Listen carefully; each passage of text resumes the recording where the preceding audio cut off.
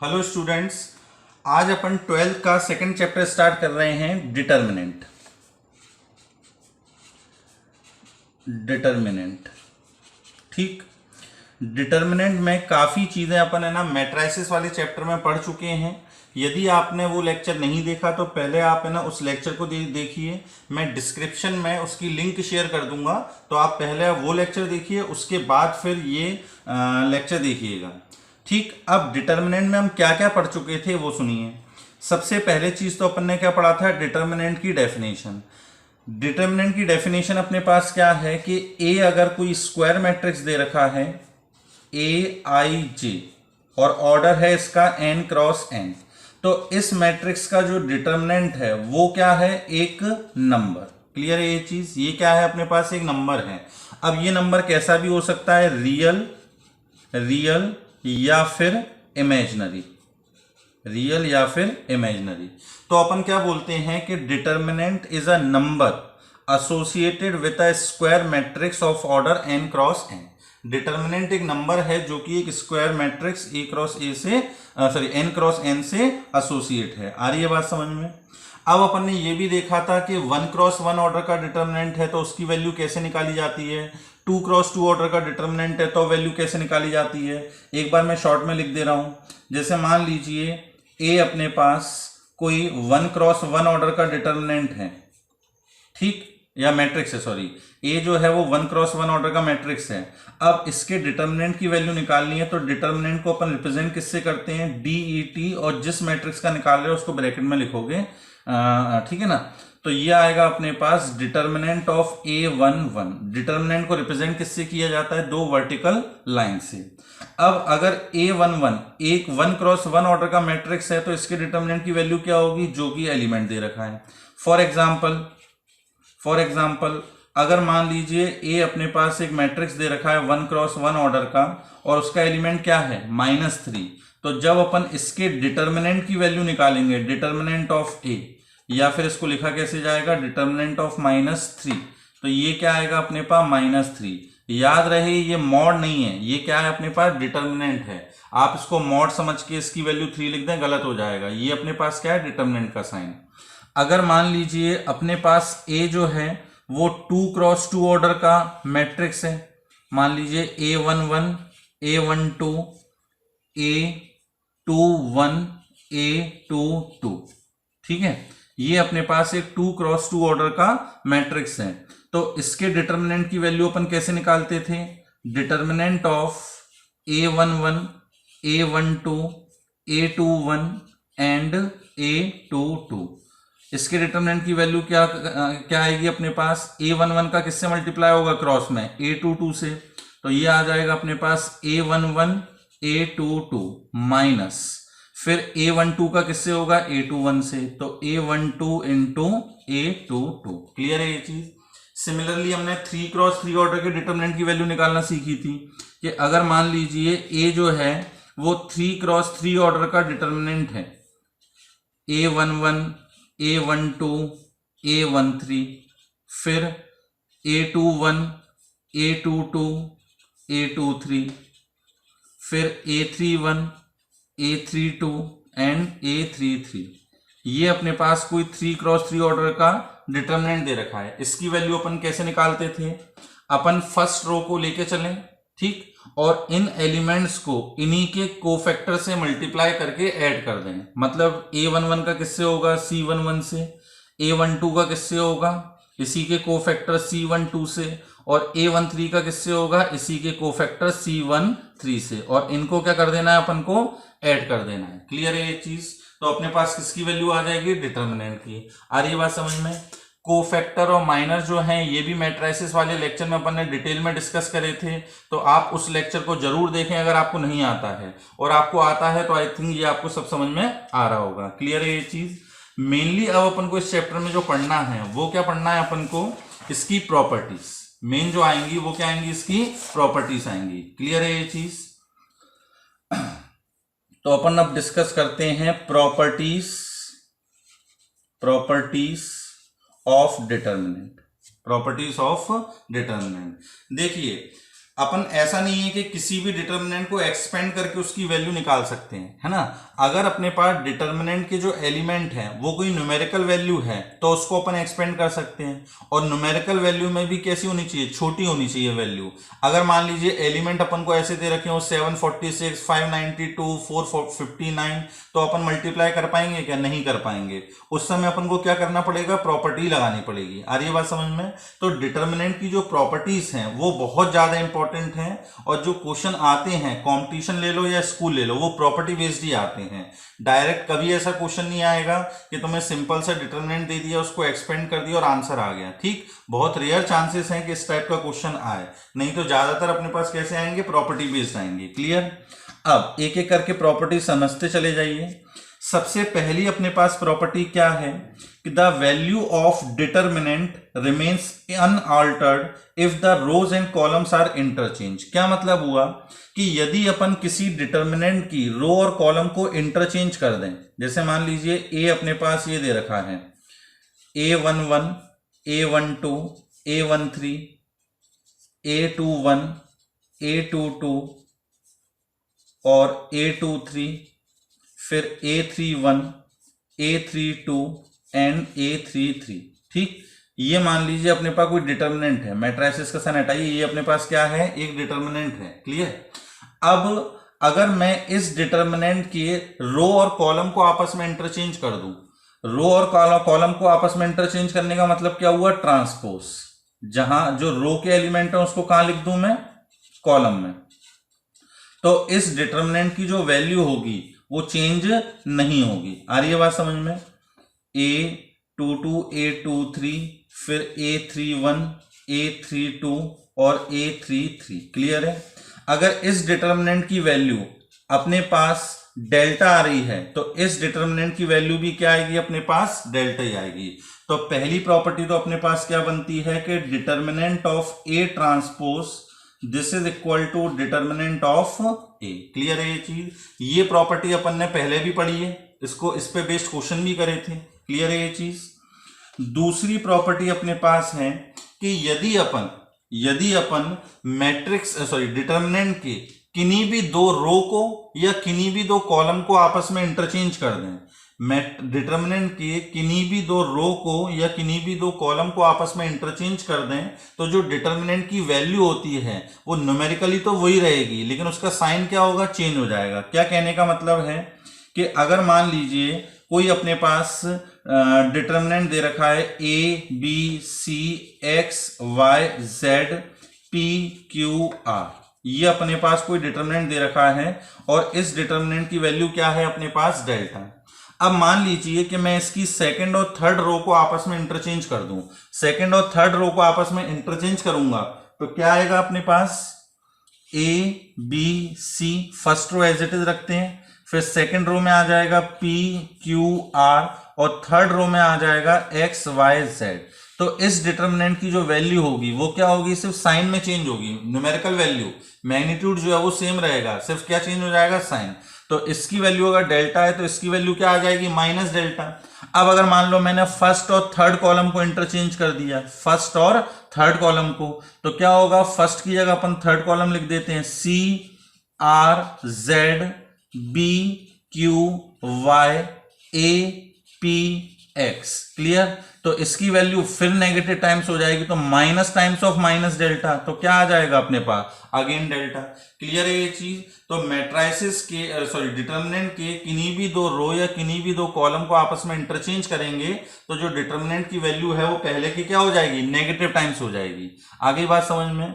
10th lecture में अपन ने जो एलिमेंट्री रो कॉलम ट्रांसफॉर्मेशन पढ़े हैं उसमें पहला ट्रांसफॉर्मेशन क्या था, इंटरचेंजिंग ऑफ एनी टू रो और कॉलम ऑफ अ मैट्रिक्स। इसका मतलब क्या है, ये वो जो ऑपरेशन पढ़े थे वो अपन डिटर्मिनेंट में भी लगाएंगे, आगे अपन पढ़ेंगे कि वो ऑपरेशन डिटर्मिनेंट में भी लगते हैं। तो इसका मतलब क्या है कि जब अपन पहला वाला एलिमेंट्री ऑपरेशन लगाएंगे तो डिटर्मिनेंट की जो वैल्यू होगी वो पहले की क्या हो जाएगी, अपने नेगेटिव टाइम्स। क्लियर है ये चीज। अब थर्ड प्रॉपर्टी अपने पास क्या है कि यदि किसी डिटर्मिनेंट में कोई भी दो रो या कोई भी दो कॉलम के एलिमेंट सेम हो, आइडेंटिकल हो, तो उस डिटर्मिनेंट की वैल्यू क्या होगी अपने पास, 0। मान लीजिए अपने पास एक डिटरमिनेंट दे रखा है A B C X Y Z A B C, ठीक। अब इस डिटरमिनेंट की वैल्यू निकालने को बोले तो इस डिटरमिनेंट की वैल्यू क्या आएगी अपने पास 0। क्यों? क्योंकि इसके फर्स्ट रो और थर्ड रो कैसे हैं, बिल्कुल आइडेंटिकल हैं। तो क्या प्रॉपर्टी हुई कि डिटरमिनेंट में यदि कोई भी दो रो या कोई भी दो कॉलम आइडेंटिकल हो जाएं तो उस डिटरमिनेंट की वैल्यू क्या हो जाती है, 0 हो जाती है। आप निकाल के देखना चाहो बेसिक मेथड से निकाल के देख लो, इसकी वैल्यू 100% क्या आएगी अपने पास, 0 आएगी। अब मान लीजिए लिखा हुआ है 2 4 6 x y z 4 8 12, इस डिटरमिनेंट की वैल्यू आपसे पूछे क्या आएगी। तो अब आप देख रहे हो कि पहली रो के एलिमेंट हैं 2 4 6, थर्ड रो के एलिमेंट हैं 4 8 12। थर्ड रो में से कुछ कॉमन आ सकता है, तो थर्ड रो में से क्या कॉमन आ सकता है, 2 कॉमन आ सकता है। तो क्या बचेगा अपने पास 2 4 6 x y z 2 4 6। Clear? First और थर्ड रो अगर आइडेंटिकल हो गई तो इस डिटरमिनेंट की वैल्यू क्या हो जाएगी, 0 हो जाएगी। क्लियर है ये चीज? तो आपको ये ध्यान रखना है कि डिटरमिनेंट में अगर कोई भी दो रो या कोई भी दो कॉलम के एलिमेंट सेम हो जाए, आइडेंटिकल हो जाए, तो उस डिटरमिनेंट की वैल्यू क्या हो जाएगी अपने पास, 0 हो जाएगी। क्लियर है ये चीज? Next third property, fourth property अपने पास क्या आती है। फोर्थ प्रॉपर्टी, अगर किसी डिटरमिनेंट में किसी भी रो या किसी भी कॉलम के सारे एलिमेंट 0 हो जाएं, किसी भी रो या किसी भी कॉलम के सारे एलिमेंट कैसे हो जाएं, 0, तो आप खुद ही सोचिए उस डिटरमिनेंट की वैल्यू क्या होगी। जैसे मान लीजिए कोई डिटरमिनेंट दे रखा है x y z 0 0 0 a b c, ये अपने पास एक डिटरमिनेंट दे रखा है। अब इस डिटरमिनेंट में अपन देख रहे हैं कि जो अपने पास सेकंड रो है उसके सारे एलिमेंट क्या हैं, 0 हैं। अब आपसे कोई बोले कि इसके डिटरमिनेंट की वैल्यू निकालो, तो देखो डिटरमिनेंट को जरूरी तो नहीं है हमेशा फर्स्ट रो के अलोंग एक्सपेंड करें। डिटरमिनेंट को हम किसी भी रो किसी भी कॉलम के अलोंग एक्सपेंड कर सकते हैं। तरीका क्या होता है कि जिस रो या फिर जिस कॉलम के अलोंग एक्सपेंड कर रहे हो उन एलिमेंट्स को उन्हीं के कोफैक्टर से मल्टीप्लाई करके ऐड कर दो। तो अगर मैं इस डिटरमिनेंट को सेकंड रो के अलोंग एक्सपेंड करूंगा तो क्या लिखूंगा, 0 इंटू इसका कोफैक्टर मतलब C21 प्लस 0 इंटू इसी एलिमेंट का cofactor C22 plus 0 into C23। तो अल्टीमेटली आना क्या है अपने पास, 0 आना है। क्लियर है ये चीज? तो फोर्थ प्रॉपर्टी अपने पास क्या है कि अगर किसी डिटरमिनेंट में किसी भी रो या किसी भी कॉलम के एलिमेंट क्या हो जाए अपने पास, 0 हो जाए, तो उस डिटरमिनेंट की वैल्यू क्या हो जाएगी अपने पास, 0 हो जाएगी। क्लियर है ये चीज? अब नेक्स्ट है अपने पास फिफ्थ प्रॉपर्टी। फिफ्थ प्रॉपर्टी अपने पास क्या है कि जैसे मैट्रिक्स में, ये प्रॉपर्टी अपन वैसे तो डिस्कस कर चुके हैं, मैट्रिक्स में यदि अपन किसी स्केलर कांस्टेंट का मल्टीप्लाई करते हैं तो उस कांस्टेंट का मल्टीप्लाई मैट्रिक्स के हर एक एलिमेंट में किया जाता है। जैसे मान लीजिए ए अपने पास कोई मैट्रिक्स है A11 A12 A21 A22। Clear? अब मुझे निकालना है 2a, अब मुझे निकालना है 2a। अब मुझे इस मैट्रिक्स में 2 का मल्टीप्लाई करना है, तो इस 2 का मल्टीप्लाई मैं क्या करूंगा, हर एक एलिमेंट में करूंगा। तो क्या आएगा, 2a11 2a12 2a21 and 2a22, ये आएगा या नहीं आएगा। क्लियर है ये चीज? अब इसका आप रिवर्स सोचिए, क्या अगर मुझे मैट्रिक्स में से कोई कांस्टेंट कॉमन लेना है या कोई भी फैक्टर कॉमन लेना है तो वो कांस्टेंट या वो फैक्टर हर किसी एलिमेंट में होना चाहिए। ठीक, अब जैसे मान लीजिए इससे मैं क्या कॉमन निकाल सकता हूं, इसको छोड़िए, इससे मैं क्या कॉमन निकाल सकता हूं, 2, क्योंकि 2 जो है वो हर किसी का एलिमेंट है या नहीं। A11 क्या बचेगा, A11 A12 A21 and A22। आ रही है बात समझ में? अब जैसे मान लीजिए कोई एक मैट्रिक्स दे रखा है जिसके एलिमेंट हैं 2 4 6 एंड 8। क्लियर? अब पूछा जाए कि इस मैट्रिक्स में से क्या कोई कांस्टेंट कॉमन आ सकता है, तो बिल्कुल कॉमन आ सकता है। क्या कॉमन आएगा, 2 कॉमन आ जाएगा, और क्या बचेगा 1 2 3 एंड 4। ऐसा क्यों है, क्योंकि जब अपन किसी कांस्टेंट का मल्टीप्लाई करते हैं तो हर एक एलिमेंट में किया जाता है, लेकिन डिटरमिनेंट में ऐसा नहीं होता। डिटरमिनेंट ऑफ ए अगर अपने पास दे रखा है A11 A12 A21 और A22, ये अपने पास दे रखा है। अब मान लो कि इस डिटर्मिनेंट में मुझे 2 का मल्टीप्लाई करना है, तो जब मैं 2 टाइम्स ऑफ ए डिटर्मिनेंट निकालूंगा, 2 टाइम्स ऑफ डिटर्मिनेंट ए, तो इस 2 का मल्टीप्लाई हर एलिमेंट में नहीं होगा, इस 2 का मल्टीप्लाई किसी भी एक रो के या किसी भी एक कॉलम के एलिमेंट में होगा। फिर से सुनो, किसी भी एक रो के या किसी भी एक कॉलम के एलिमेंट में होगा। मान लीजिए हमें जरूरत है इस 2 का हम किस में मल्टीप्लाई करें, सेकंड कॉलम में, तो क्या लिखा जाएगा, A11 A21, यहां पे 2 टाइम्स A12 और 2 टाइम्स A22। क्लियर है ये चीज, A11 A21 2 और यहां पे 2 टाइम्स A12 और 2 टाइम्स A22। बोले नहीं, हमें सेकंड कॉलम में जरूरत नहीं है, हमें तो इसकी सेकंड रो में जरूरत है, तो हम फर्स्ट रो के एलिमेंट को ऐसे लिखे रहने देंगे और सेकंड रो के एलिमेंट को किससे मल्टीप्लाई कर देंगे, 2 से मल्टीप्लाई कर देंगे। आ रही है बात समझ में, क्लियर है ये चीज। तो डिटर्मिनेंट में जब अपन किसी भी कांस्टेंट का मल्टीप्लाई करते हैं तो वो सिर्फ किसी एक रो में या किसी एक कॉलम में होता है। आ रही है बात समझ में। अब इसका उल्टा सोचो कि अगर मुझे डिटर्मिनेंट में से कुछ कॉमन निकालना है, डिटर्मिनेंट में से क्या करना है, कुछ कॉमन निकालना है, तो वो फैक्टर जो है या वो कांस्टेंट जो है वो किसी एक रो या किसी एक कॉलम के एलिमेंट में होना चाहिए। आ रही है बात समझ में। जैसे कि मान लीजिए अपने पास लिखा होता कि डिटर्मिनेंट ऑफ 2 4 6 8, ये हमें निकालना होता, डिटर्मिनेंट ऑफ 2 4 6 8। अब इसमें से अगर मैं कुछ कांस्टेंट निकालना चाह रहा हूं तो देखो, अगर मैं पहली रो को देखूं तो पहली रो में से क्या कॉमन आ सकता है, 2 कॉमन आ सकता है। तो पहली रो से अपन ने 2 कॉमन ले लिया, ठीक। पहली रो से 2 कॉमन लोगे तो क्या बचेगा, 1 और 2। अब सेकंड रो से भी तो 2 कॉमन आ सकता है, तो सेकंड रो से भी अब 2 कॉमन आ जाएगा, तो यहां पे बचेगा 3 एंड 4। क्लियर है ये चीज, कोई दिक्कत तो नहीं है। अब यहां पे देखो, एक 2 तो किसके कारण आया, फर्स्ट रो के कारण, और एक 2 किसके आया है, सेकंड रो के कारण। अब देखो इसमें से भी कुछ कॉमन आ सकता है क्या, तो अब इसमें देख रहे हो कि सेकंड कॉलम जो है, सेकंड कॉलम जो है उसमें से 2 कॉमन आ रहा है, तो क्या आ जाएगा 2 क्रॉस 2, और ये तीसरा जो 2 आया है वो किसकी वजह से आया है, इस सेकंड कॉलम की वजह से, तो क्या बचेगा 1 1 3 एंड 2। क्लियर है ये चीज। अब तो कुछ कॉमन नहीं आ रहा है, तो आप देख रहे हो कि जब मैट्रिक्स में अपन ने ये लिखा था तो सिर्फ अकेला 2 कॉमन आ रहा था, और डिटर्मिनेंट में जब अपन ने लिखा है तो 2 इंटू 2 इंटू 2 कॉमन आ सकता है। क्लियर है ये चीज, कोई दिक्कत तो नहीं है। अब इसमें ऐसा भी आप सोच सकते हो कि यदि डिटर्मिनेंट में किसी कांस्टेंट का मल्टीप्लाई करेंगे तो उस डिटर्मिनेंट की वैल्यू उतने ही टाइम्स क्या हो जाएगी, इंक्रीज हो जाएगी। कोई अपने पास डिटर्मिनेंट दे रखा है, कोई डिटर्मिनेंट दे रखा है A11 A12 A21 A22, ठीक, A22। मान लो इस डिटर्मिनेंट की वैल्यू 4 है। अब अगर मैं इस डिटर्मिनेंट में 3 का मल्टीप्लाई करूंगा तो 3 का मल्टीप्लाई करने से वैल्यू कितने टाइम्स इंक्रीज हो जाएगी, 3 टाइम, तो क्या हो जाएगी value 3 into 4 that is 12। Clear है ये चीज, अच्छे से आगे समझ में। चलिए नेक्स्ट अपने पास आती है सिक्स्थ प्रॉपर्टी। सिक्स्थ प्रॉपर्टी अपने पास क्या है, ये भी काफी इंपॉर्टेंट प्रॉपर्टी है। यदि अपने पास डिटर्मिनेंट में किसी भी रो या किसी भी कॉलम के एलिमेंट 2 नंबर का सम लिखा हुआ है, कैसे, जैसे मान लो एक डिटर्मिनेंट है, उसके एलिमेंट लिखे हैं A1 A2, फिर B1 B2 B1 plus B2, और ये है C1 प्लस C2। क्लियर है ये चीज। फिर ये X Y Z P Q R। Clear है ये चीज।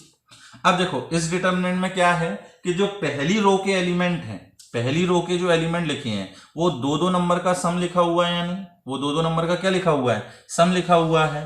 तो प्रॉपर्टी क्या बोलती है कि यदि किसी डिटर्मिनेंट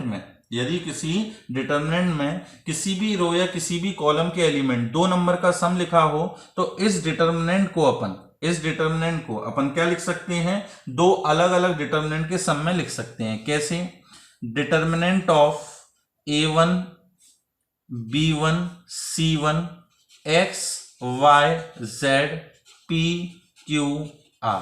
ठीक, पहले एलिमेंट ले लिया अपन ने, plus determinant of A2 B2 C2 X Y Z P Q R।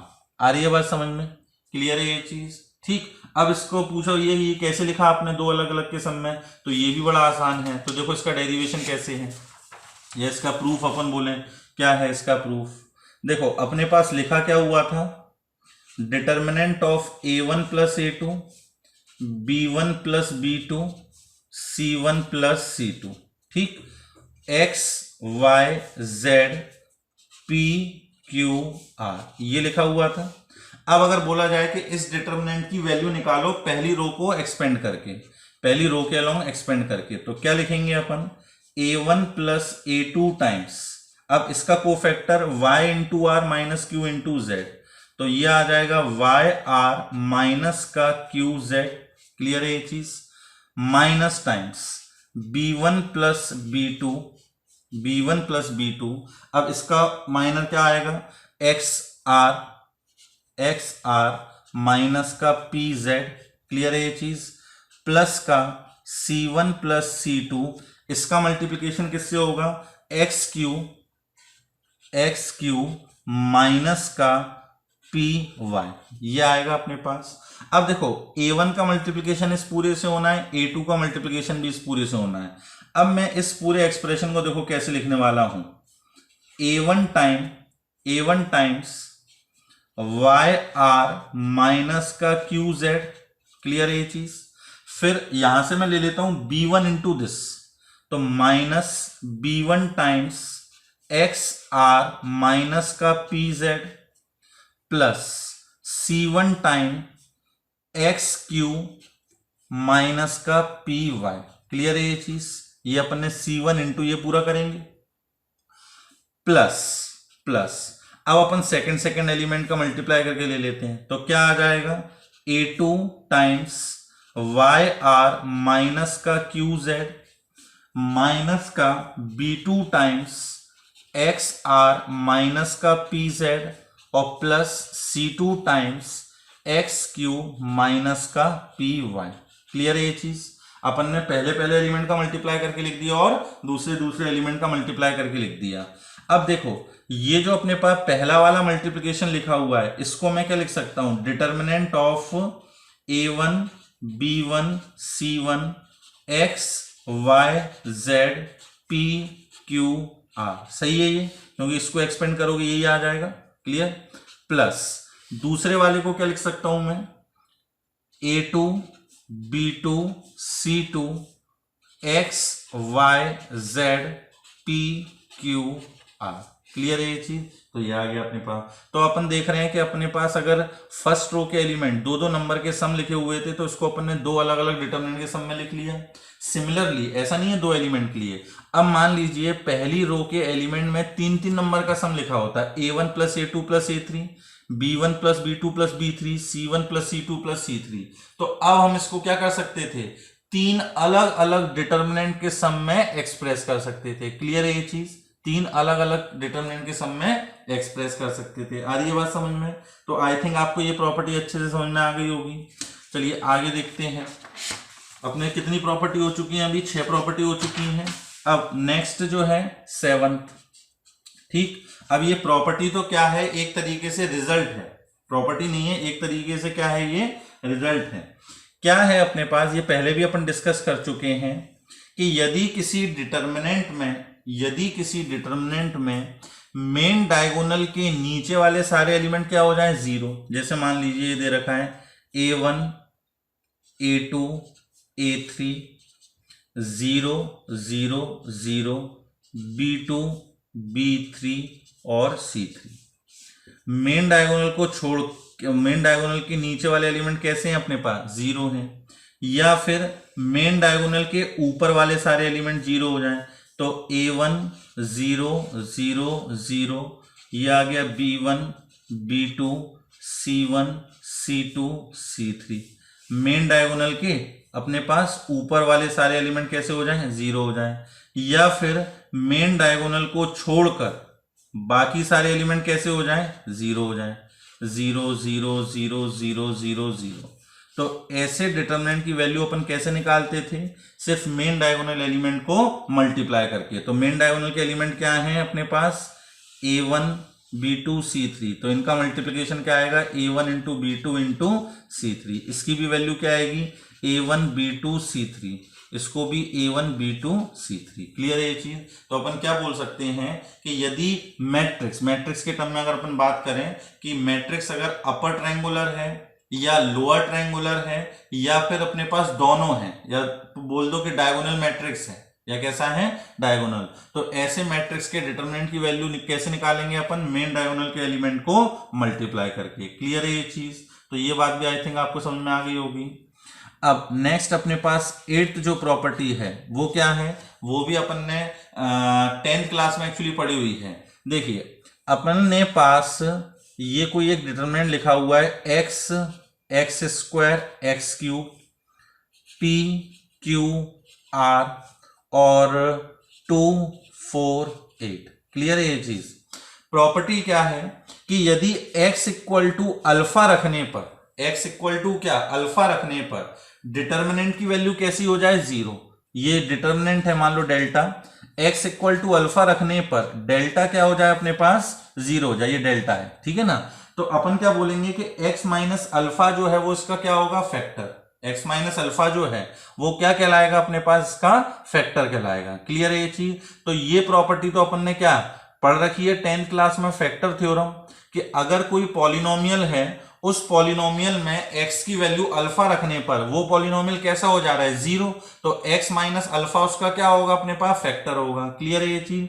अब जैसे मान लीजिए ये डिटरमिनेंट दे रखा है, इसमें आप देख रहे हो कि x इक्वल टू 2 रखने पर, x इक्वल टू 2 रखने पर इस डिटरमिनेंट की वैल्यू कैसी हो जाएगी? 0। क्यों हो जाएगी 0? 2 अगर रखोगे तो 2, ये आएगा 4, ये आएगा 8। तो आप देख रहे हो कि पहला कॉलम और तीसरा कॉलम आइडेंटिकल हो गया, और डिटरमिनेंट में जब पहला कोई भी दो कॉलम या कोई भी दो रो आइडेंटिकल हो जाते हैं तो उसकी वैल्यू क्या हो जाती है? 0। तो इसका मतलब क्या है कि x इक्वल टू 2 रखने पर इस डिटरमिनेंट की वैल्यू क्या होगी? 0। तो इसको जब अपन सॉल्व करेंगे तो 100% x माइनस 2 इसका क्या आएगा? एक फैक्टर आएगा। क्लियर है ये चीज? कोई डाउट तो नहीं है इसके अंदर? तो ये प्रॉपर्टी आपको समझ में आ गई होंगी। अब मेन जो इसके अंदर है वो है एलिमेंट्री ऑपरेशन। ये प्रॉपर्टी तो हमको ध्यान रखनी है। इसके साथ साथ जो आता है अपने पास वो आता है 9th एलिमेंट्री ऑपरेशन। जो एलिमेंट्री ऑपरेशन अपन ने मैट्रिक्स में पढ़े थे, सेम एलिमेंट्री ऑपरेशन अपन डिटरमिनेंट में भी लगा सकते हैं। ठीक, अब इसके अंदर क्या चीज याद रखनी है वो देखो। अपन ने मेनली 3 टाइप के एलिमेंट्री ऑपरेशन पढ़े थे। जो 3 ऑपरेशन रो के लिए थे वही 3 ऑपरेशन कॉलम के लिए थे। क्या थे? पहला ऑपरेशन था are I interchange with R J, या फिर कॉलम के टर्म्स में अपन बात करें कि c I interchange with C जे। आ रही है बात समझ में? अपन मैट्रिक्स के किन्हीं भी 2 रो को आपस में इंटरचेंज कर सकते हैं या किन्हीं भी 2 कॉलम को आपस में इंटरचेंज कर सकते हैं। ठीक, इंटरचेंज करने के बाद जो मैट्रिक्स आता था उसको बोलते थे अपन इक्विवेलेंट मैट्रिक्स। सिमिलरली डिटरमिनेंट में भी अपन किन्हीं भी 2 रो या किन्हीं भी 2 कॉलम को आपस में इंटरचेंज कर सकते हैं, लेकिन इंटरचेंज करने के बाद जो डिटरमिनेंट की वैल्यू होगी वो पहले से क्या हो जाएगी अपने पास? Negative times. आ रही है बात समझ में?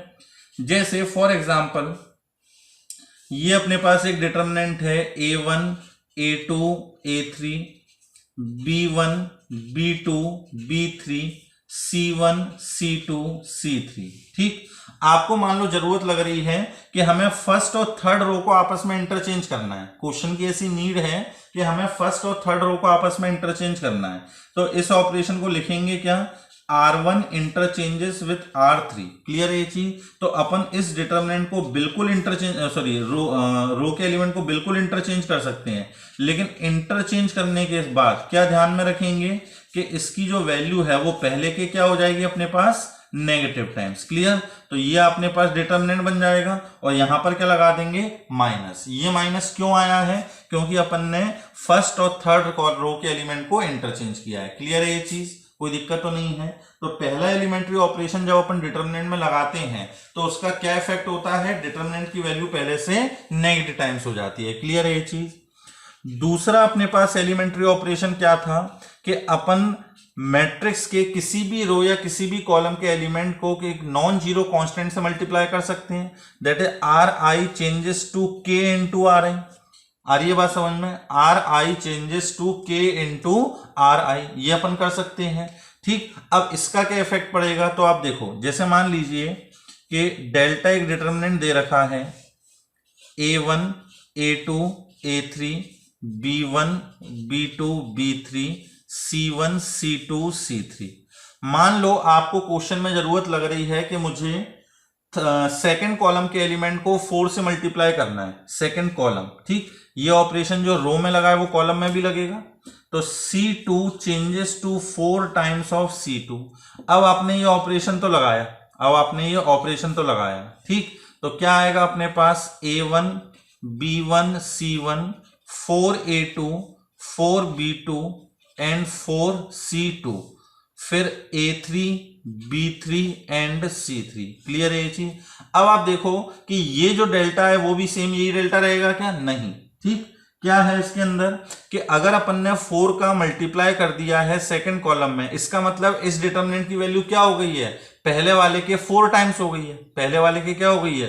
4 टाइम्स हो रही है, ठीक। तो अब अगर इसको डेल्टा के इक्वली लिखना है तो अपन को न्यूट्रलाइज करने के लिए क्या करना पड़ेगा? 4 से डिवाइड भी करना पड़ेगा। 4 से अगर मल्टीप्लाई किया है तो 4 से क्या करना पड़ेगा? डिवाइड करना पड़ेगा। आ रही है बात समझ में? अपन ने प्रॉपर्टी में भी देखा था कि डिटरमिनेंट में अगर अपन किसी कांस्टेंट का मल्टीप्लाई करते हैं तो डिटरमिनेंट की वैल्यू उतने ही टाइम्स इंक्रीज हो जाती है। 4 का मल्टीप्लाई करने से 4 टाइम्स इंक्रीज हो गई, ठीक। हमें लेकिन उसको इंक्रीज नहीं करना, डेल्टा के इक्वली रखना है तो 4 से डिवाइड भी कर देंगे। क्लियर है ये चीज। तो जो अपन सेकंड वाला एलिमेंट्री ऑपरेशन लगाते हैं उससे डिटरमिनेंट की वैल्यू उतने ही टाइम्स क्या होती है? इंक्रीज हो जाती है। आ रही है बात समझ में? पहले वाले ऑपरेशन से क्या होता है कि डिटरमिनेंट की वैल्यू पहले के नेगेटिव टाइम्स हो जाती है। और तीसरा ऑपरेशन जो सबसे ज्यादा अपन को काम में आएगा, ये ऑपरेशन सबसे ज्यादा काम में आएगा, क्या था अपने पास? R I changes to r i plus k into r j. Clear है ये चीज। या फिर यही अपन कॉलम में भी लगा सकते थे कि c i changes to c i plus k into r j. Clear है ये चीज। अब देखो इस ऑपरेशन का क्या इफेक्ट होगा। जैसे मान लीजिए अपने पास कोई एक डिटरमिनेंट दे रखा है A1 A2 A3 B1 B2 B3 C1 C2 C3। Clear है ये चीज, कोई दिक्कत तो नहीं है। अब मान लो हमें क्वेश्चन में जरूरत लग रही है कि हमने ऑपरेशन लगाया कि R1 changes to R1 plus 2R2। Clear, ये हमने ऑपरेशन लगाया। अब ये ऑपरेशन लगाने के बाद मान लो ये जो डिटरमिनेंट आया वो क्या आया? डेल्टा 1। अब देखो ये ऑपरेशन लगाएंगे तो क्या आएगा अपने पास? A1 प्लस 2 टाइम्स B1, फिर A2 plus 2 times B2, A3 plus 2 times of B3। Clear है ये चीज। यहां पर B1 B2 B3 C1 C2 C3। Clear है ये चीज। अब इस डिटरमिनेंट की वैल्यू अपन को निकालनी है।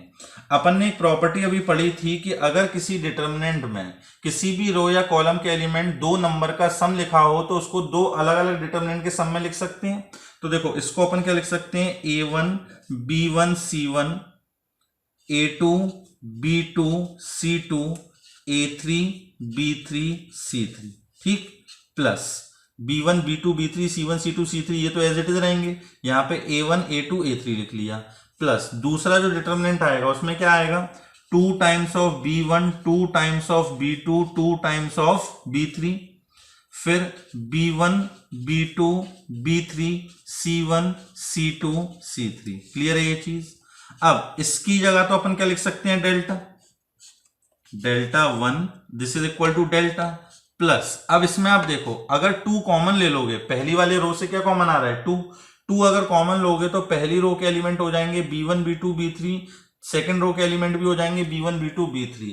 अब जब दोनों रो के एलिमेंट सेम हो गए तो इस डिटरमिनेंट की वैल्यू क्या हो गई? 0। तो ये अल्टीमेटली क्या आएगा? 0। तो अपन क्या बोल सकते हैं कि डेल्टा 1 जो है वो किसके इक्वल रहा? डेल्टा के इक्वल।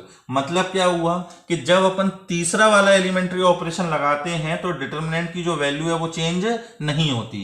ये ऑपरेशन सबसे ज्यादा काम में आने वाला ऑपरेशन है। 95% केस में, 95% क्वेश्चन में अपन को यही वाला ऑपरेशन लगाना है। आ रही है बात समझ में? क्लियर है ये चीज। जब भी आप इस तरीके का ऑपरेशन लगाओगे डिटरमिनेंट की वैल्यू चेंज नहीं होगी। क्लियर है ये चीज। अब इसमें एक चीज ध्यान रखना जिसमें थोड़ी बहुत गलती हो जाती है कभी। मानो कि अपने पास एक वही डिटरमिनेंट कंसीडर कर रहे हैं A1 A2 A3 B1 B2 B3 C1 C2 C3। अब हमने इसमें एक ऑपरेशन लगाया कि R1 changes to R1 plus 3R1 plus 4R2।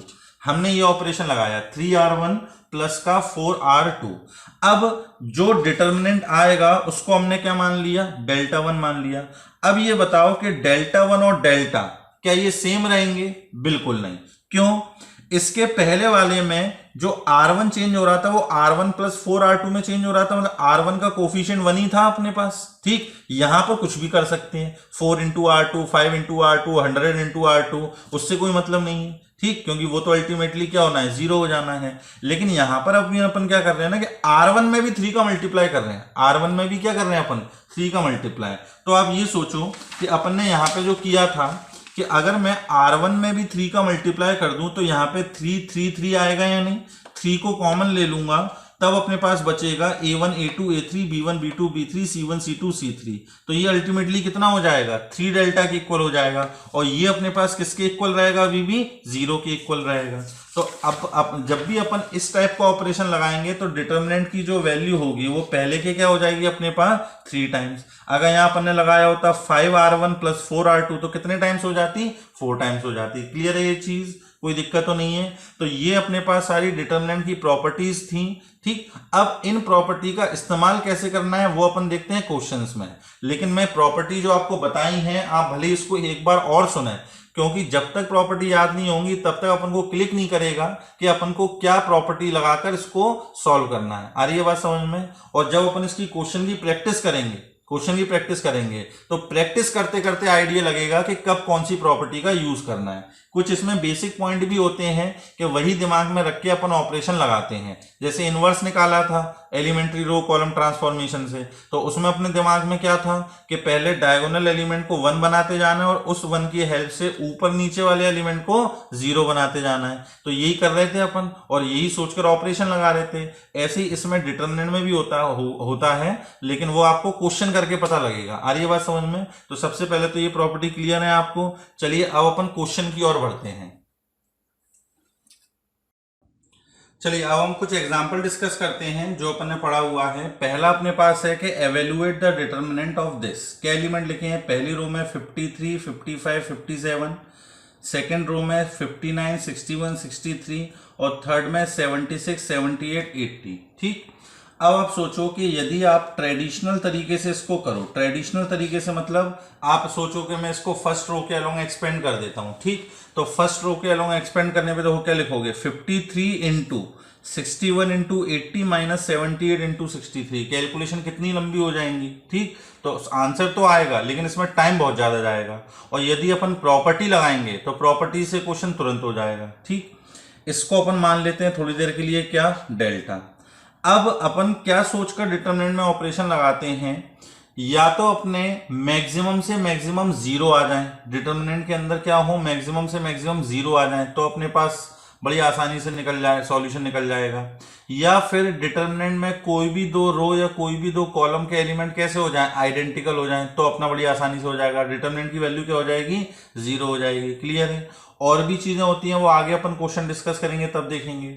अब इसमें अगर आप देखो ध्यान से कि फर्स्ट कॉलम और सेकंड कॉलम के जो एलिमेंट हैं इनके करस्पॉन्डिंग एलिमेंट में डिफरेंस कितना है, तो 53 और इसमें कितना है 50, ये क्या है 55, तो 55 माइनस 53 करोगे कितना आएगा 2, 61 माइनस 59 करोगे ये भी 2, 78 माइनस 76 करोगे ये भी 2 आएगा। आ रही है बात समझ में?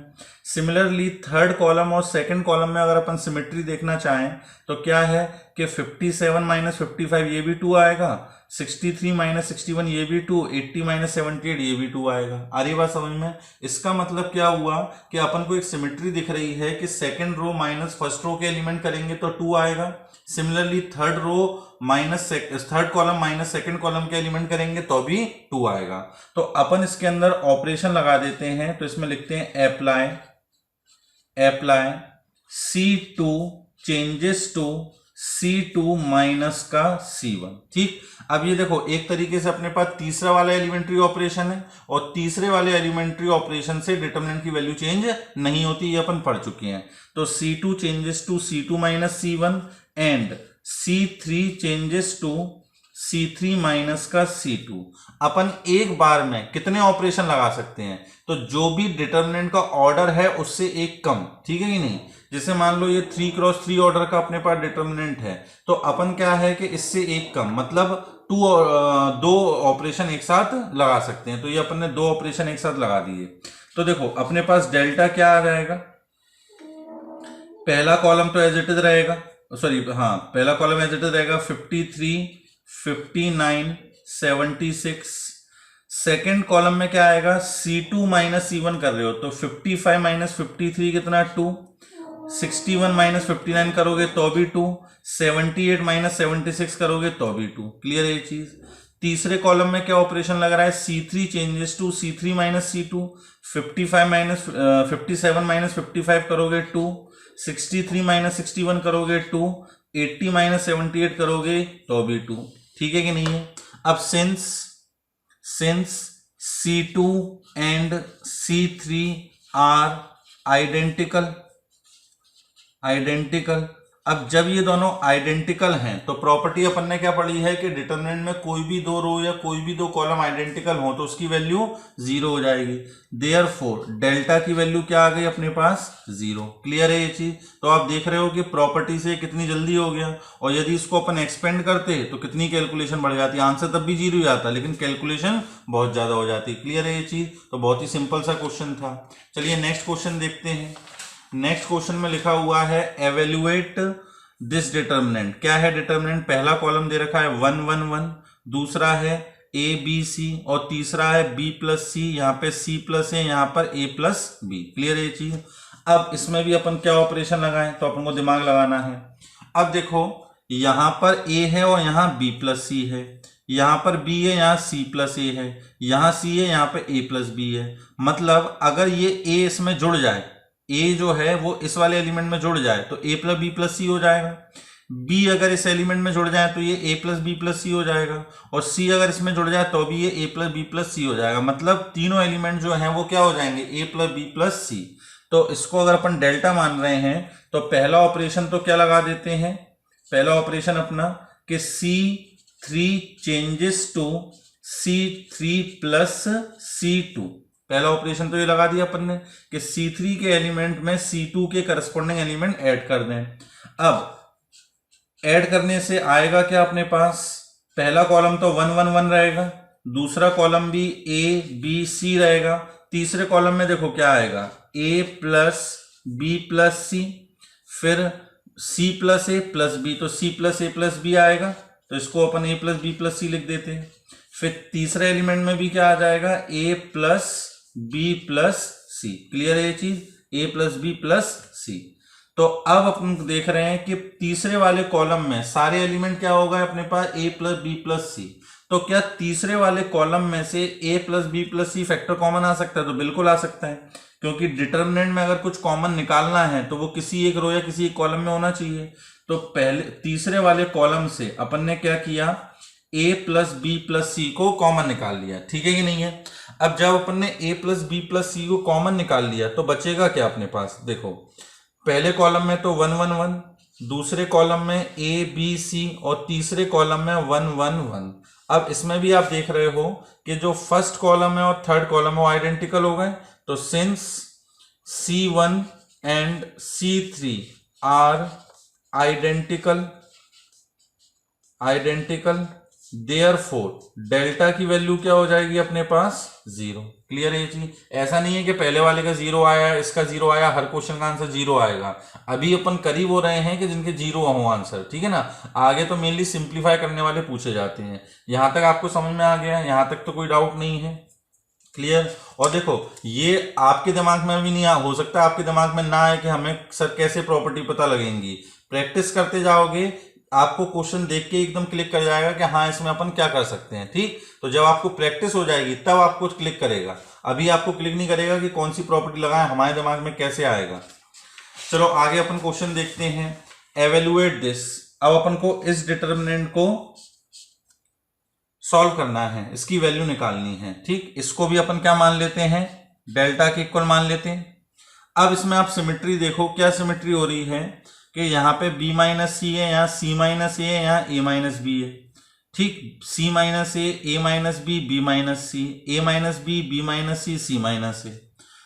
अगर कॉलम वाइज देखना चाहो तो अभी b minus c, c minus a minus b and so on. अब आप देख रहे हो कि यदि मैं इन तीनों एलिमेंट को जोड़ दूं तो क्या आएगा।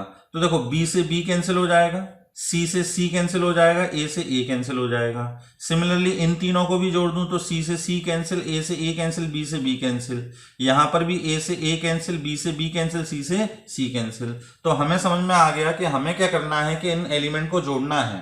तो अपन इसके अंदर क्या ऑपरेशन लगा लेते हैं कि r1 changes to r1 plus r2 plus r3। Clear है ये चीज, r1 plus r2 plus r3। अब जब अपन ये ऑपरेशन लगाएंगे तो क्या आएगा अपने पास, देखो r1 का जो एलिमेंट है वो क्या हो जाएगा, b minus C plus C minus a plus a minus B, तीनों का सम कितना, 0। क्लियर है ये चीज। और बाकी रो के एलिमेंट तो एज इट इज लिखे रहेंगे। फिर यहां पर c minus a plus a minus b plus b minus c, सब कुछ कैंसिल हो जाएगा, यहां भी क्या बचेगा, 0। और ऐसे ही जब इनको जोड़ेंगे तो भी क्या आ जाएगा अपने पास, 0। और बाकी एलिमेंट एज इट इज लिखे रहेंगे, b माइनस सी, b minus c, c minus ए। क्लियर है ये चीज। अब अपन क्या देख रहे हैं कि सिंस ऑल एलिमेंट्स ऑफ किसके, r1, all elements of r1 are 0। तो अपन ने क्या प्रॉपर्टी पढ़ी है कि अगर किसी डिटर्मिनेंट के कोई भी रो कोई भी कॉलम के एलिमेंट 0 हो जाए तो उस डिटर्मिनेंट की वैल्यू क्या होगी, 0। देयरफॉर अपन क्या बोल रहे हैं, बोलेंगे इसका आंसर आएगा 0। क्लियर है। तो देखो अपने पास 3 क्वेश्चन करे, तीनों का आंसर क्या आ रहा है अपने पास, 0। अभी करी हुई क्वेश्चन रहे अपन। क्लियर है ये चीज। चलो अब नेक्स्ट क्वेश्चन अपने पास है विदाउट एक्सपेंडिंग। एक्सपेंड तो करना ही नहीं है अपन को, इसको कैलकुलेट करना है। अब इसको आप जरा ध्यान से देखो, इसमें क्या सिमेट्री बन सकती है। ये लिखा है पहले कॉलम में sine alpha sine beta sine gamma, second column में cos alpha cos beta cos gamma, और तीसरे में sine alpha plus delta sine beta plus delta sine gamma plus delta. अब इसमें आप देखो कि साइन अल्फा प्लस डेल्टा लिखा हुआ है। अपन को साइन ए प्लस बी का फॉर्मूला पता है, क्या क्या होता है साइन ए प्लस बी का formula, sign A cos B plus cos A sine B. आ रही है बात समझ में, sign A cos B plus cos A sine B. अब देखो साइन अल्फा का किससे मल्टीप्लाई हो रहा है, कॉस डेल्टा से, और यहां पर कॉस अल्फा का किससे हो रहा है, साइन बीटा नहीं डेल्टा। यहां पर क्या आएगा अपने पास, डेल्टा। क्लियर है ये चीज। अब ये जो साइन अल्फा और कॉस अल्फा एलिमेंट हैं ये अपन को कहां दे रखे हैं, फर्स्ट और सेकंड कॉलम में, साइन अल्फा और cos delta cos alpha. Clear है ये चीज। तो अब देखो अगर इस एलिमेंट में कॉस डेल्टा का मल्टीप्लिकेशन हो जाए और इस एलिमेंट में साइन डेल्टा का मल्टीप्लिकेशन हो जाए तो ये होगा साइन अल्फा कॉस डेल्टा, ये होगा कॉस अल्फा साइन डेल्टा, और दोनों को अपन जोड़ दें तो बताओ यही फॉर्मूला बन जाएगा या नहीं बन जाएगा। सिमिलरली अगर इन दोनों एलिमेंट में भी क्या करें अपन, इस वाले में तो वही साइन कॉस डेल्टा जोड़ेंगे और इसके अंदर क्या जोड़ेंगे, साइन डेल्टा। इसके अंदर कॉस डेल्टा, इसके अंदर साइन डेल्टा, और दोनों को जोड़ दोगे तो क्या बनेगा, sign beta cos delta plus cos beta sine delta. तो साइन बीटा प्लस डेल्टा का बन जाएगा फॉर्मूला, ऐसे यहां बनेगा। तो अब अपन को ऑपरेशन समझ में आ गया कि क्या लगाने वाले हैं। तो देखो अपन ऑपरेशन क्या लगाएंगे, R3, ये जो R3 एलिमेंट है this is equal to R3 minus क्या करना है कि जो अपने पास C1 के एलिमेंट हैं, C1 के एलिमेंट इनको तो मल्टीप्लाई करना है किससे, कॉस डेल्टा से। तो cos delta times C1, clear, cos delta times C1 plus फिर ये जो एलिमेंट है इनको किससे मल्टीप्लाई करना है, साइन डेल्टा से। तो साइन डेल्टा टाइम्स C2, और दोनों को क्या कर देना है, ऐड। जब आप दोनों को ऐड करोगे तो क्या फॉर्मूला बनेगा, साइन अल्फा प्लस डेल्टा का, ठीक, ये बनेगा साइन बीटा प्लस डेल्टा, ये बनेगा साइन गामा प्लस डेल्टा। अब R3 में से माइनस करेंगे तो देखो sign alpha plus delta minus का साइन अल्फा प्लस डेल्टा का फॉर्मूला बन रहा था, तो ये कितना आ जाएगा 0। ऐसे ही यहाँ पे sign beta plus delta minus sign beta plus delta, ये भी क्या हो जाएगा 0। सिमिलरली यहाँ भी क्या आ जाएगा 0। तो ये जब ऑपरेशन आप लगाओगे तो जो आपका डिस्क्रिमिनेंट है वो क्या आएगा, सॉरी डिस्क्रिमिनेंट कह रहा हूं, डिटर्मिनेंट क्या आएगा, sign alpha sine beta sine gamma cos alpha cos beta and cos gamma, और यहां पर क्या आ जाएगा 0 0 0। क्लियर है ये चीज, ये समझ में आया 0 0 0 कैसे है, एक बार आप खुद से करके देखें। इन एलिमेंट्स में तो मल्टीप्लाई करें किसका, कॉस डेल्टा का, इसमें मल्टीप्लाई करें आप किसका, साइन डेल्टा का, और दोनों को ऐड कर दें। मेरे पास जगह कम थी इसलिए मैंने डायरेक्ट करके दिखा दिया, आप जो है अपनी कॉपी पे स्टेप बाय स्टेप करके देखा आंसर आ जाएगा। क्लियर है, और देखोगे यहाँ 0 बन रहा होगा। अब इसमें भी क्या हुआ कि तीसरे कॉलम के सारे एलिमेंट 0 हो गए, तो डिटर्मिनेंट की वैल्यू इसकी भी क्या आ गई बेटा, 0 आ गई। क्लियर है ये चीज, तो ये क्वेश्चन भी समझ में आ गया। चलिए अब अपन देखते हैं अगला क्वेश्चन। अगला क्वेश्चन अपने पास क्या है, एवेल्युएट, ये डिटर्मिनेंट है, इसको विदाउट एक्सपेंड करे अपन को कैलकुलेट करना है। ठीक, लिखा क्या हुआ है देखो, ए पे पावर x प्लस ए पे पावर माइनस एक्स का स्क्वायर, ए पे पावर y प्लस ए पे पावर माइनस वाई का स्क्वायर, ए पे पावर z प्लस ए पे पावर माइनस जेड का स्क्वायर। यहां लिखा है ए पे पावर x माइनस ए पे पावर माइनस एक्स का स्क्वायर, ए पे पावर y माइनस ए पे पावर माइनस वाई का स्क्वायर, और ए पे पावर z माइनस ए पे पावर माइनस जेड का स्क्वायर। और यहाँ एलिमेंट क्या लिखे हुए हैं 1 1 1। क्लियर है ये चीज। अब इसमें भी आप देखो कैसे अपन इसको सॉल्व कर सकते हैं।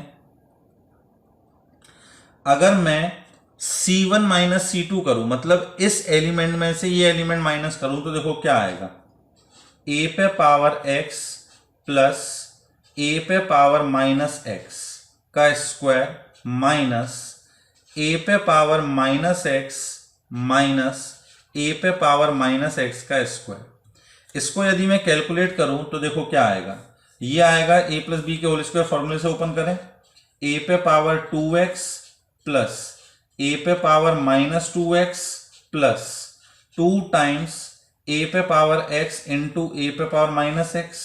क्लियर, माइनस टाइम ये क्या आएगा अपने पास, ए पे पावर माइनस सॉरी ए पे प्लस है, ए पे पावर 2x प्लस ए पे power minus 2x minus 2 times a पे पावर x इंटू ए पे पावर माइनस x। क्लियर है ये चीज, ए पे पावर 2x से ए पे पावर 2x कैंसिल, ए पे पावर माइनस 2x से ये कैंसिल। अब देखो ए पे पावर x इंटू ए पे पावर माइनस x, ये भी कैंसिल हो जाएगा। ठीक है कि नहीं है, माइनस माइनस क्या हो जाएगा प्लस, तो 2 यहां बचेगा 2 यहां बचेगा, तो ये कितना आ गया अपने पास 4 आ गया है नहीं। क्लियर है ये चीज। सिमिलरली अगर इसमें से ये माइनस करेंगे तो अभी क्या आएगा 4, इसमें से ये माइनस करेंगे तो अभी क्या आएगा 4। तो अपन को समझ में आ गया कि क्या होने वाला है। तो देयरफॉर अब अपन क्या करते हैं, क्या ऑपरेशन लगाते हैं कि C1 changes to C1 minus का C2, C1 changes to C1 minus C2। जब अपन ये ऑपरेशन लगाएंगे तो अपने पास क्या आएगा, determinant of this minus this करोगे तो क्या बचेगा 4, ऐसे दिस माइनस दिस करोगे तो भी क्या बचेगा 4, ऐसे दिस माइनस दिस करेंगे तो भी क्या बचेगा 4। क्लियर, ये जो एलिमेंट है वो एज इट इज रहेगा, ए पे पावर x माइनस ए पे पावर माइनस एक्स का स्क्वायर, ए पे पावर y माइनस ए पे पावर माइनस वाई का स्क्वायर, ए पे पावर z माइनस ए पे पावर माइनस z का स्क्वायर। क्लियर, ये एलिमेंट क्या हो गए 1 1 1। क्लियर है ये चीज।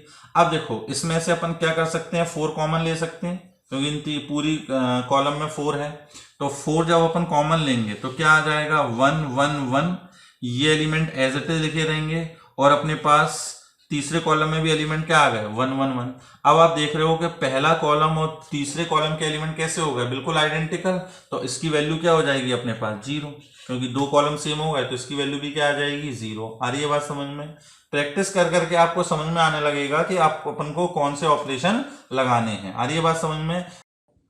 अब नेक्स्ट क्वेश्चन देखो, नेक्स्ट क्वेश्चन हमारे पास क्या दे रखा है कि show that determinant of X Y Z X square Y square Z square and X cube Y cube Z cube equal to X into Y into Z into x minus Y Y minus Z Z minus X. ठीक, अब इसमें अपन directly open नहीं कर देंगे, ये भी property based है। इस पूरे डिटर्मिनेंट को क्या मान लेते हैं अपन, डेल्टा। क्लियर है ये चीज। अब पहले तो ये देखो कि कहीं से कुछ कॉमन आ रहा है क्या, तो देखो पहली वाली रो में से एक्स, कॉलम में से क्या कॉमन आ रहा है, एक्स। दूसरे वाले कॉलम में से क्या कॉमन आ रहा है, वाई। तीसरे वाले कॉलम में से क्या कॉमन आ रहा है, जेड। तो पहले वाले से कॉलम से एक्स कॉमन लिया, दूसरे से वाई और तीसरे कॉलम से जेड कॉमन लिया। अब कॉमन लेने के बाद पहला कॉलम जो है वो क्या बचेगा, 1 X X square, 1 Y Y square, 1 Z Z square. Clear है, यहां तक तो आई थिंक कोई दिक्कत नहीं होगी। अब एक बात सुनो, जब भी डिटर्मिनेंट में कोई रो या कोई कॉलम के एलिमेंट 1 हो जाए, जब डिटर्मिनेंट में किसी भी रो या किसी भी कॉलम के एलिमेंट क्या हो जाए, 1, तो ये समझ लेना क्वेश्चन खत्म हो गया। ठीक, क्वेश्चन सॉल्व हो गया। अब आपको ज्यादा कोई दिमाग लगाना नहीं है। ऐसा क्यों, जब भी किसी रो या किसी कॉलम के एलिमेंट, 3 एलिमेंट कैसे हो जाए, ये 1 हो जाए, इन 3 1 में से हम 2 को क्या कर सकते हैं, 0 बना सकते हैं। ठीक, ये डिटर्मिनेंट चैप्टर का एक की पॉइंट है, ये डिटर्मिनेंट का की पॉइंट है। आगे जो अपन क्वेश्चन करेंगे तो उसमें हमारा फोकस यही रहेगा कि किसी भी रो या किसी भी कॉलम के सारे एलिमेंट क्या बन जाए, 1 बन जाए। 1 बनाने के बाद अपन उनमें से 2 को 0 बना लेंगे और बाकी फिर अपना एक जो बचेगा उससे हाल सिंप्लीफाई हो जाएगा। क्लियर है ये चीज। अब इसके अंदर देखो अपन इसको 3 में से 2 को 0 कैसे बनाएंगे, अगर मैं 1 माइनस 1 कर दूं 0, यहां भी 1 माइनस 1 कर दूं तो 0। तो इसका मतलब मैं ऑपरेशन लगा देता हूं क्या, कि C1 changes to C1 minus C2 and C2 changes to C2 minus का C3। क्लियर है ये चीज। देयरफॉर क्या आएगा अपने पास, डेल्टा बराबर एक्स वाई जेड, यहां बचेगा अपने पास 1 माइनस 1 0, यहां बचेगा x माइनस वाई, यहां बचेगा एक्स स्क्वायर माइनस का वाई स्क्वायर। क्लियर, यहां 1 माइनस 1 0, वाई माइनस का z, और यहां पर Y square minus Z square, और यहां पर 1 जेड स्क्वायर। क्लियर है ये चीज। चलो अब आप देखो, पहले वाले कॉलम में 0 लिखा हुआ है, इसको मैं 0 इंटू एक्स माइनस वाई मान सकता हूं। यहां एक्स माइनस वाई लिखा ही हुआ है और इसके फैक्टर हो जाएंगे X minus Y into X plus Y. इसका मतलब ये हुआ कि पहले वाले कॉलम में से एक्स माइनस वाई कॉमन आ रहा है या नहीं, पहले वाले कॉलम में से क्या कॉमन आ रहा है, एक्स माइनस वाई। दूसरे वाले कॉलम में इस 0 को लिख सकते हैं 0 इंटू वाई माइनस जेड, ये y माइनस जेड यहां पे लिखा हुआ है, और इसके फैक्टर हो सकते हैं y minus Z into Y plus Z. इसका मतलब तीसरे वाले कॉलम में से भी क्या कॉमन आ रहा है अपने पास, y माइनस जेड। जब अपन ने ये कॉमन ले लिया तो अपने पास बचेगा क्या, यहां तो 0, यहां 1 और यहां पर x प्लस वाई। क्लियर है ये चीज। यहां 0, यहां 1, यहां y प्लस जेड, और यहां पे 1 जेड स्क्वायर। क्लियर है ये चीज, कोई दिक्कत तो नहीं है। अब अपन को इसकी वैल्यू निकालनी थी, सॉल्व करना है इसको। तो अब अगर मैं इसको पहली रो के अलोंग एक्सपेंड करूं तो देखो 0 को इसी के कोफैक्टर से मल्टीप्लाई करूंगा 0, प्लस इस 0 को इसके कोफैक्टर से मल्टीप्लाई करूंगा 0, प्लस इस 1 को इसके कोफैक्टर से मल्टीप्लाई करूंगा तो इस 1 का कोफैक्टर क्या आएगा, 1 into Y plus Z minus x plus Y into 1। Clear है ये चीज। तो डेल्टा की वैल्यू अपने पास क्या आएगी, x Y Z into x minus Y minus Z, ये तो लिखा हुआ है अपने पास, इंटू बचेगा क्या, ये 1 into Y plus Z minus x plus y, तो माइनस का x माइनस का y, यहां y से y कैंसिल हो गया, तो क्या आ गया अपने पास, delta equal to x Y Z into x minus Y minus Z into z minus x. Clear है ये चीज। तो आई थिंक आपको ये क्वेश्चन समझ में आए होंगे। आज जो हमने क्वेश्चन करे हैं ये बहुत बेसिक बेसिक क्वेश्चंस हैं, ठीक है ना। नेक्स्ट टर्न पे अपन थोड़े और अच्छे क्वेश्चंस करेंगे, उससे आपको और अप्रोच मिलेगी कि अपन डिटरमिनेंट को सॉल्व करते समय और क्या क्या सोच सकते हैं। क्लियर है बच्चों? तो इसकी जो प्रॉपर्टी मैंने बताई है वो अच्छे से आप एक बार याद कर लेना। प्रॉपर्टी के बिना इसमें कुछ हो ही नहीं सकता, प्रॉपर्टी जो है वो बहुत अच्छे से याद कर लेना। क्लियर है बच्चों? चलो आज का लेक्चर अपन यहीं एंड करते हैं। कमेंट सेक्शन में आप मुझे बताइए कि कुछ प्रॉब्लम हो तो उसको अपन अगले टर्न पे रेक्टिफाई करेंगे। क्लियर है ये चीज़? और लास्ट में मैं वही बोलूँगा कि अगर आपने चैनल को अभी तक लाइक सब्सक्राइब नहीं किया है तो इसको लाइक और सब्सक्राइब जरूर करें, और जिससे आपको आपके नेक्स्ट वीडियो मिलते रहें। क्लियर है ये चीज़?